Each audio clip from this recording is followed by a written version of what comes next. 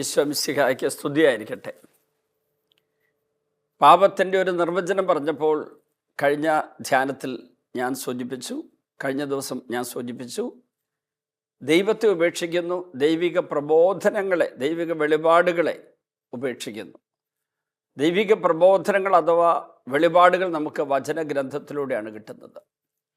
വചനഗ്രന്ഥത്തിലുള്ള ഈ വചനങ്ങൾ നമ്മൾ എങ്ങനെയാണ് അതിനെ സമീപിക്കേണ്ടത് എന്നതിനെക്കുറിച്ച് ഞാൻ പറഞ്ഞുകൊണ്ടിരിക്കുകയായിരുന്നു. ഇന്ന് നിങ്ങളോട് പറയാൻ ഉദ്ദേശിക്കുന്നത് വചനം പരമാവധി ഹൃദയത്തിൽ സൂക്ഷിക്കണമെന്നുള്ളതാണ്. മറിയത്തിൻ്റെ മുമ്പിൽ മാലാഖ വന്ന് ദൈവദൂത് വെളിപ്പെടുത്തി കൊടുത്തപ്പോഴും പിന്നീട് പല സമയത്തും പുത്രനെ കാണാതെ അന്വേഷിച്ചിട്ട് പുത്രൻ നീ എന്തുകൊണ്ടിങ്ങനെ ചെയ്തു എന്ന് ചോദിച്ചപ്പോൾ പുത്രൻ മറുപടി പറഞ്ഞു മറിയത്തോട്. ആ സമയത്തൊക്കെ മറിയത്തിന് പലതും മനസ്സിലായില്ല, പക്ഷെ അതെല്ലാം ഹൃദയത്തിൽ സംഗ്രഹിച്ചു മറിയം. ദൈവിക വെളിപാടുകൾ ഹൃദയത്തിൽ സംഗ്രഹിച്ചാൽ അതിൻ്റെ ഫലമായിട്ട് എന്തുണ്ടാകുമെന്ന് സങ്കീർത്തനം 119:11 അങ്ങേക്കെതിരെ പാപം ചെയ്യാതിരിക്കേണ്ടതിന് ഞാൻ അങ്ങയുടെ വചനം ഹൃദയത്തിൽ സൂക്ഷിച്ചിരിക്കുന്നു. വചനം ഹൃദയത്തിൽ സംഗ്രഹിച്ച മറിയമാണ് വചനം മാംസമായി തീർന്ന യേശുവിന് ശരീരം കൊടുക്കാനും ലോകത്തിൽ അവതരിപ്പിക്കാനും ഭാഗ്യമുള്ളവളായി മാറിയത്. യേശുവിനെ സംവഹിക്കുന്നവർക്കേ സമ്പ്രദാനം ചെയ്യാൻ പറ്റുള്ളൂ. യേശുവിനെ വഹിക്കുന്നവർക്ക് യേശുവിനെ കൊടുക്കാൻ പറ്റുള്ളൂ. അതിനുള്ള ഭാഗ്യം മറിയത്തിന് കിട്ടാൻ കാരണം വചനം വിശ്വാസത്തോടെ ഹൃദയത്തിലേക്ക് സ്വീകരിച്ചുകൊണ്ടാണ്. വചനം മനസ്സിൽ മാത്രം നിറഞ്ഞാൽ പോരാ. ഇപ്പോൾ ചിലർക്ക് നല്ല മെമ്മറി പവർ ഉണ്ടെങ്കിൽ, ഓർമ്മശക്തി ഉണ്ടെങ്കിൽ അവർ വചനം ഒത്തിരി ബൈഹാർട്ട് പഠിക്കും. പക്ഷെ അത് അവരുടെ ഹൃദയത്തിൽ ചലനമുണ്ടാക്കി എന്ന് വരില്ല, ഹൃദയത്തിനൊരു മാറ്റം വരത്തില്ല. എന്ന് പറഞ്ഞാൽ ആത്മാവിൽ വലിയ അഭിഷേകം ഉണ്ടാക്കി എന്ന് വരില്ല. മാത്രമല്ല, ഈശോ തന്നെ പറയുന്ന ഒരു വചനമുണ്ട് യോഹന്നാൻ്റെ സുവിശേഷത്തിൽ 8-ാം അധ്യായത്തിൻ്റെ 37-ാമത്തെ തിരുവചനം. നിങ്ങളെന്നെ കൊല്ലാൻ ആഗ്രഹിക്കുന്ന കാരണം എൻ്റെ വചനം നിങ്ങളിൽ വസിക്കുന്നില്ല. ദൈവത്തെ കൊല്ലുക എന്ന് പറഞ്ഞാൽ യേശുവിനെ കൊല്ലുന്നതാണ് ആ ചരിത്ര പശ്ചാത്തലത്തിൽ ഉദ്ദേശിച്ചതെങ്കിൽ, ദൈവത്തെ നിഷേധിക്കാൻ, ദൈവത്തെ ഉൾക്കൊള്ളാതിരിക്കാൻ, ദൈവദൂഷണം പറയാനൊക്കെ കാരണം അത് ഇടവരാൻ കാരണം നമ്മുടെ ഉള്ളിൽ വചനം വസിക്കുന്നില്ല എന്നുള്ളതാണ്. ഇനി അക്കൂട്ടത്തിൽ നമ്മൾ ഒരു കാര്യം കൂടി ഓർക്കണം.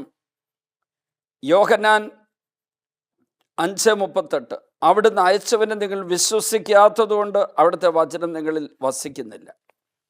നമ്മുടെ ഉള്ളിൽ വചനം വസിക്കണം എങ്കിൽ വചനം വായിച്ച് അത് മനപാഠമാക്കുന്നതിൻ്റെ കൂടെ, ഇംഗ്ലീഷിൽ ഒരു വാക്കേ ഉള്ളൂ ബൈഹാർട്ട് ചെയ്യാന്ന്, പക്ഷേ മലയാളത്തിൽ 2 വാക്കുകളുണ്ട്. ഒന്ന് മനപാഠമാക്കുക, മറ്റൊന്ന് ഹൃദയസ്ഥമാക്കുക. ഞാനതിന് 2 അർത്ഥം കൊടുക്കുക. മെമ്മറി പവർ ഉള്ളവർക്ക് മനപാഠമാക്കാൻ ബുദ്ധിമുട്ടില്ല, പക്ഷെ അത് ജീവിതത്തിൽ പകർത്തിയ വചനമാകണമെന്നില്ല. ആ വചനത്തിന് ജീവൻ പ്രാപിച്ചിരിക്കണമെന്നില്ല. അവരുടെ മനസ്സിലതുണ്ട്.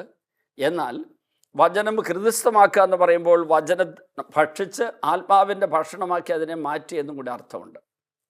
അങ്ങനെ വരുമ്പോൾ വചനം നമ്മുടെ ഉള്ളിലിരുന്ന് നമ്മളെ ജ്വലിപ്പിക്കുകയും ചലിപ്പിക്കുകയും പ്രചോദിപ്പിക്കുകയും ഓരോ നല്ല കാര്യങ്ങൾ ദൈവ ഇഷ്ടമനുസരിച്ച് പ്രവർത്തിക്കാൻ നമ്മളെ സഹായിക്കുകയും ചെയ്യും.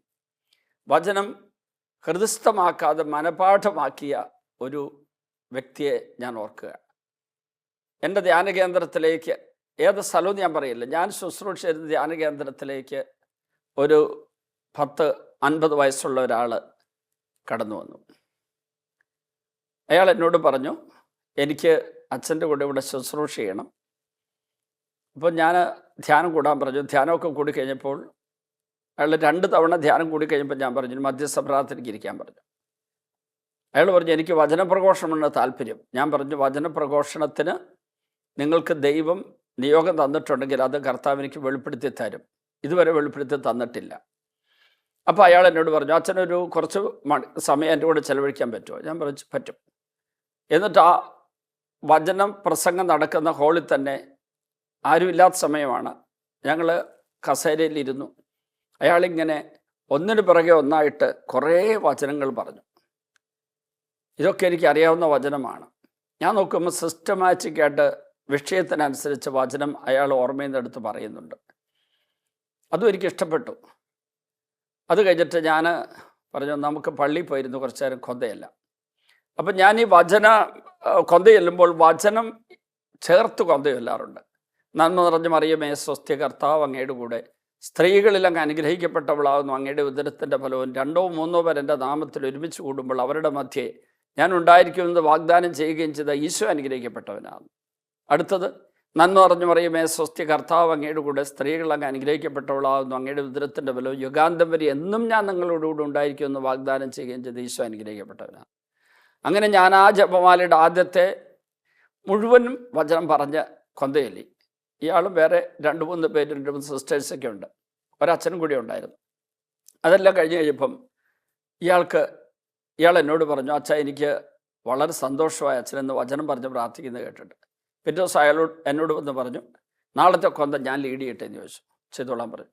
അങ്ങനെ അയാൾ പള്ളിയിൽ മുട്ടുകുത്തി വളരെ സിസ്റ്റമായിട്ടൊക്കെ ആയിട്ട് മനോഹരമായിട്ട് വചനം ഏറ്റുപറഞ്ഞ് വചനം പറഞ്ഞ് ജപമാല ചൊല്ലി പ്രാർത്ഥിക്കുന്നു, നന്നായിട്ട് സ്തുതിക്കുന്നു. ഇതൊക്കെ ഞാൻ കണ്ടു. എനിക്ക് വലിയ സന്തോഷമായി. പക്ഷേ അയാൾ വചനം പ്രസംഗിക്കാൻ സ്റ്റേജിൽ കയറ്റാൻ എനിക്ക് കർത്താവ് അനുവാദം തരുന്നില്ല. അതുകൊണ്ട് ഞാനൊന്ന് വെയിറ്റ് ചെയ്യാൻ പറഞ്ഞു.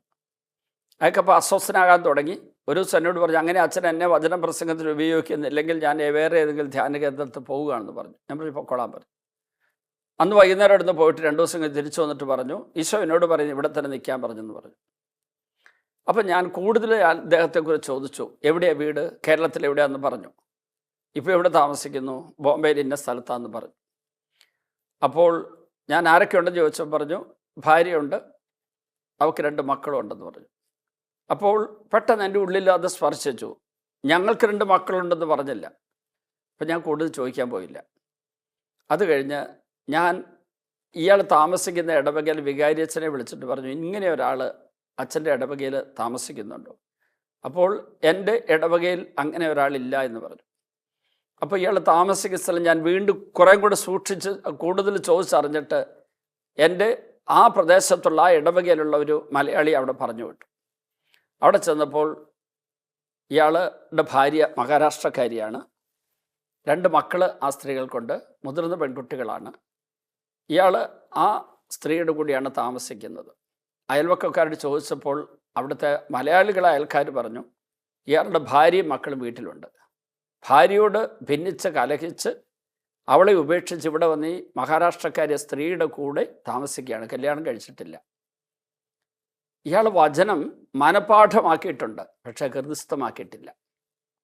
പിന്നെ എൻ്റെ അടുത്തേക്ക് വരാൻ ഞാൻ പറഞ്ഞിട്ട് ഞാൻ വളരെ കാർക്കശ്യത്തോടു കൂടി അയാളോട് പെരുമാറുകയും എത്രയും വേഗം ഈ അവിഹിത ബന്ധം ഉപേക്ഷിച്ച് തിരിച്ച് പോകണമെന്ന് പറയുകയും ചെയ്തു. പക്ഷേ കേട്ടില്ല.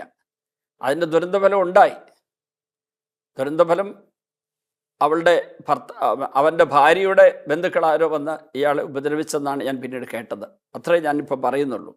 ഞാൻ പറഞ്ഞു വരുന്നത്, വചനം ഹൃദയസ്ഥമാക്കണം, വചനം മനപാഠമാക്കണം.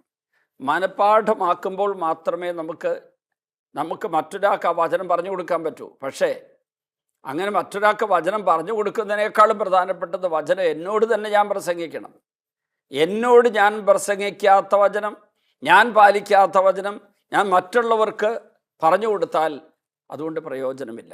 ആ വചനം കേൾക്കുന്ന വ്യക്തിക്ക് അവിടെ അനുഗ്രഹം കിട്ടും. പക്ഷേ വചനം അയാൾക്ക് പകർന്നു കൊടുത്തതിൻ്റെ ഫലമായി എനിക്ക് കിട്ടേണ്ട അനുഗ്രഹം എനിക്ക് കിട്ടില്ല. കാരണം വചനം എൻ്റെ ആത്മാവിൻ്റെ ഭക്ഷണമായിട്ടില്ല. വചനം ആത്മാവിൻ്റെ ഭക്ഷണമാക്കുന്നതിനാണ് ഹൃദയസ്ഥമാക്കുക എന്ന് പറയുക. അപ്പോൾ പാപമെന്ന് പറയുന്നത് ദൈവത്തെ ഉപേക്ഷിക്കുന്നു, ദൈവിക പ്രബോധനങ്ങൾ ഉപേക്ഷിക്കുന്നു. ആ ദൈവിക പ്രബോധനങ്ങൾ തിരുവചനങ്ങളായി തിരുസഭയിലൂടെ വചനഗ്രന്ഥത്തിലൂടെ നമുക്ക് കിട്ടിയിട്ടുണ്ട്. അത് വായിക്കാതിരിക്കുക, പഠിക്കാതിരിക്കുക, അത് ഹൃദയസ്ഥമാക്കാതിരിക്കുക, അത് പാലിക്കാതിരിക്കുക, അത് പകർന്നു കൊടുക്കാതിരിക്കുക, അല്ലെങ്കിൽ ആ വചനം പകർന്നു കൊടുക്കുന്ന സംവിധാനങ്ങളെയും അത് പകർന്നു കൊടുക്കുന്നവരെയും എതിർക്കുക, വിമർശിക്കുക, കുറ്റം വിധിക്കുക, അതുപോലെ ദൈവിക സംവിധാനങ്ങളായിട്ട് വചനം പകർന്നു കൊടുക്കാനുള്ള മാധ്യമങ്ങളെല്ലാം നശിപ്പിക്കുക, അതെല്ലാം ദൈവത്തെ നിഷേധിക്കാൻ തുല്യമാണ്. നമുക്ക് പ്രാർത്ഥിക്കാം. കർത്താവേ, വചനത്തിൻ്റെ ജീവൻ പ്രാപിക്കാൻ, വചനത്തിലൂടെ അഭിഷേകം പ്രാപിക്കാൻ, വചനത്തിലൂടെ ഞങ്ങളുടെ ആത്മാവിന് ആരോഗ്യമുണ്ടാകാൻ ഞങ്ങൾ എന്ത് ചെയ്യണമെന്നാണ് ഈ നിമിഷങ്ങളാകെ ഞങ്ങളോട് സംസാരിച്ചത്. വചനം വായിക്കാനും ധ്യാനിക്കാനും പഠിക്കാൻ കൃസ്തമാക്കാനും അതുപോലെ വചനം പങ്കുവെച്ചു കൊടുക്കാനും വചന പ്രഘോഷങ്ങൾ ശ്രവിക്കുവാനും ഞങ്ങൾക്ക് ഭാഗ്യവും അനുഗ്രഹം നൽകണമേ. അത് ഞങ്ങളുടെ ജീവിതത്തെ മുഴുവനും നവീകരിക്കട്ടെ എന്ന് ഞങ്ങൾ പ്രാർത്ഥിക്കുന്നു. പിതാവിൻ്റെയും പുത്രൻ്റെയും പരിശുദ്ധാത്മാവിൻ്റെയും നാമത്തിൽ ആമേൻ.